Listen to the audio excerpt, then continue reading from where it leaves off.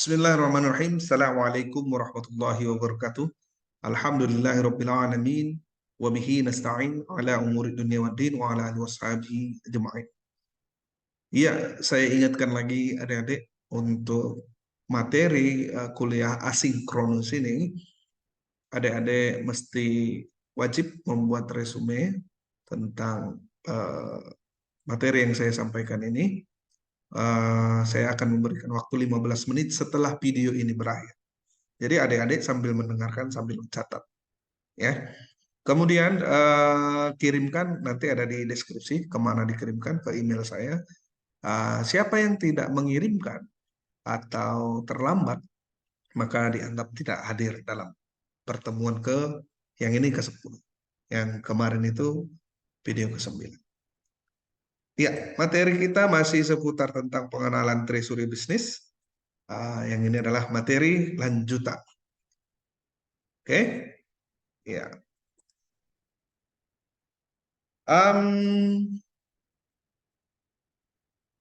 Sarana di treasury bisnis itu, yang pertama infrastruktur yang meliputi semua keperluan untuk mendukung atau menyokong dari treasury tersebut. Ada dealing room, ruangan untuk melakukan transaksi treasury, ada nanti dealing room untuk ini, untuk itu, dan sistem pastinya secara internal ada, tapi secara maksudnya sistem katakan ke BI, katakan ke misalnya bursa efek dan yang lain, itu pasti ada. Produk dan aktivitas treasury, foreign exchange, money market, marketable securities, fixed income, surat berharga. Ini semua ada ketentuannya, ada ruangan khususnya. Nanti mengenai detail dari produk-produk ini akan kita jelaskan di pertemuan berikutnya. Kemudian ada derivatif dan struktur produk. Kegiatan lain unit kerja treasury, yang pertama penetapan kurs counter dan kurs lapor. Kurs counter itu di treasury berapa dolar yang akan, misalnya seseorang akan menjual dolar, itu ada penetapan kurs di counternya. Kemudian di kurs laporan itu ada juga di dalam laporan keuangannya nanti kursnya itu berapa. Kemudian internal deal. Internal deal itu bagaimana treasury ini dilaksanakan, itu harus ada internal deal atau kesepakatan-kesepakatan di internal sendiri, gitu ya. Kemudian aktivitas product development, ya seperti yang saya jelaskan di pertemuan kemarin, bahwa unit kerja treasury ini harus berinovasi. Karena tidak semua, kalau dulu produk-produk treasury itu pasti mahal biasanya, butuh uang ratusan juta, puluhan juta, dan yang lainnya. Tapi sekarang contohnya seperti suku retail Indonesia itu bisa 500.000, bisa jutaan, dan tidak terlalu mahal. Kemudian kegiatan lain yang kerja treasury, penutupan limit atau batas transaksi, penetapan waktu transaksi, portofolio treasury. Kegiatan lain yang kerja treasury lagi, pengaturan ketentuan perubahan atau pembatalan transaksi treasury. Itu ada ketentuannya, tidak serta-merta tiba-tiba dibatalin, tiba-tiba di hold atau yang lain. Pelaksanaan aktivitas lainnya dan pelaksanaan transaksi. Penetapan kurs counter dan kurs laporan. Penetapan kurs counter pertama, penentuan kurs yang digunakan sebagai kurs perdagangan valuta asing.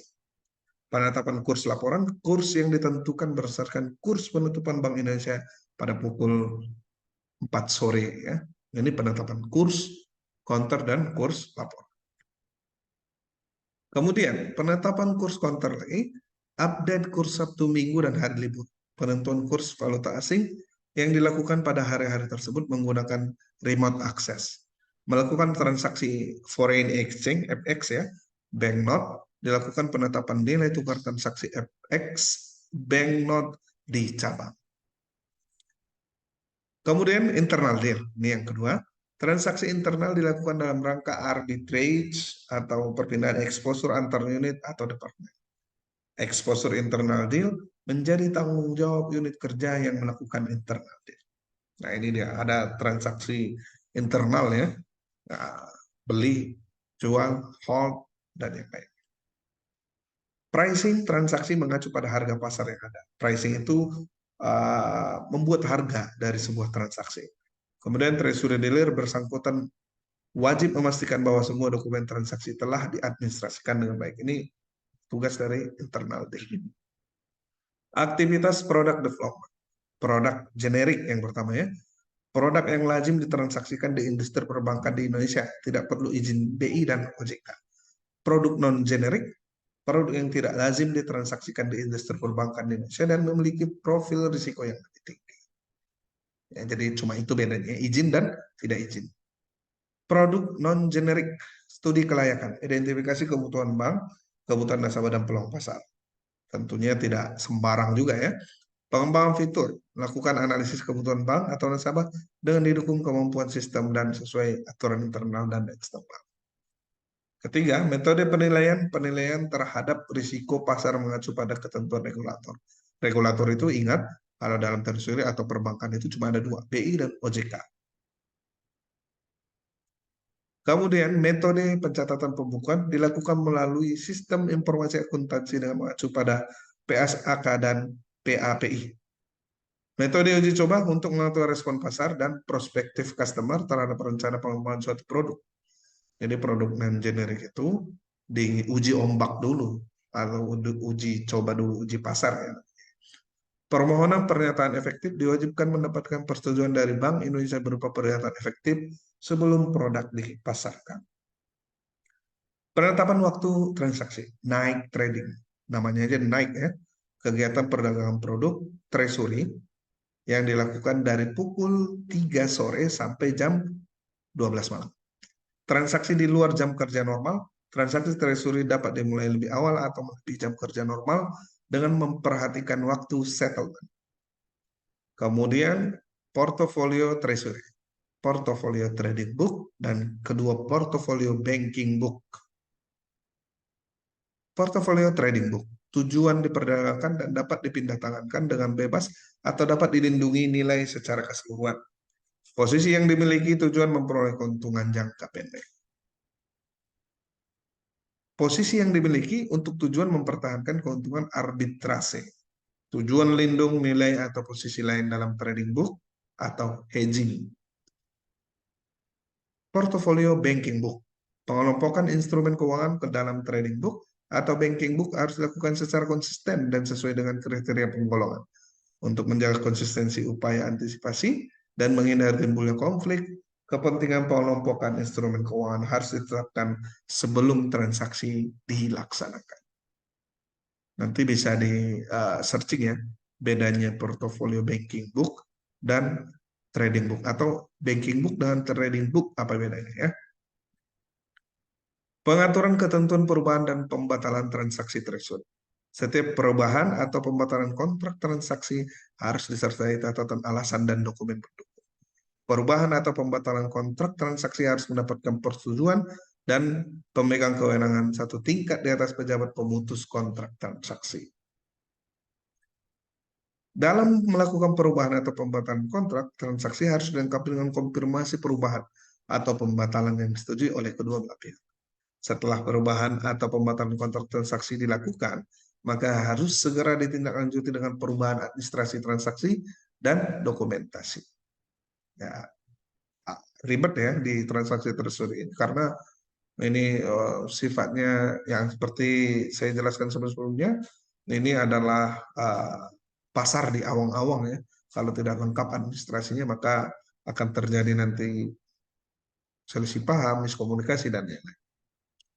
Pelaksanaan aktivitas lainnya, aktivitas marketing, transaksi langsung dengan counterparty atau melalui broker. Aktivitas marketing melakukan kerjasama dengan unit lain dan cabang untuk menggali potensi nasabah baru, menginformasikan produk-produk treasury yang produk-produk treasury.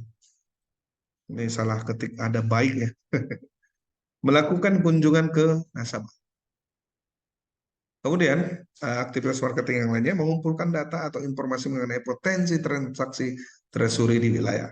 Yang kedua, membina dan menjaga hubungan baik dengan nasabah. Itu aktivitas marketing. Pelaksanaan transaksi, penggunaan dealing system, harga di luar pasar, transaksi back to back. Pelaksanaan transaksi lagi, penggunaan telepon sebagai sarana transaksi, order transaksi antar dealer. Nah, itu saja yang dapat saya sampaikan. Mohon dimaksimalkan dengan membaca dari berbagai sumber yang lain. Dan saya ingatkan adik-adik untuk membuat summary atau resume dari video ini. 15 menit setelah video ini berakhir, nanti ada di deskripsi dikirim kemana. Jadi kehadiran adik-adik akan dihitung jika adik-adik mengirimkan resume itu dengan tepat waktu. Ya, sekali lagi mohon dimaksimalkan istilah-istilah di treasury ini karena kalau Anda tidak mengerti maka akan sulit untuk memahami. Demikian perkuliahan kita hari ini. Mohon maaf atas segala kesalahan, mohon ampun kepada Allah Subhanahu wa taala.